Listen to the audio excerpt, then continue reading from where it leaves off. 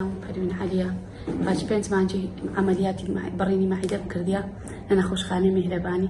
زۆر ئیستیفادەم لێ کردیا.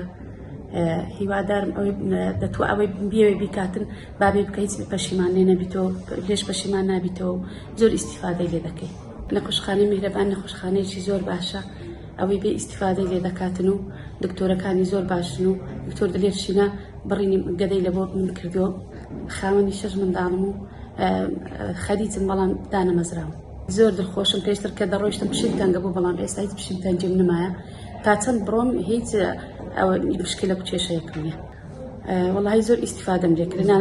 لە وەزن دابەزنی وەزنم زۆر باش دابەزیە و کە پێشتر کە دەڕۆیشتم پشیم تەنگە بوو، بەڵام ئێستا پشیم تەنگیم نمایە و لا پشتم دێشە ئازارمە بۆ ئێستا وانەشم نمایە لە خوای بەزیادی. زۆر باشم و نەخۆشخانەی میهرەبان نەخۆشخانەیەکی زۆر باشە، ئەوەی بێ ئیستیفادەی لێ دەکا و دێ پەشیمان نابیتەوە.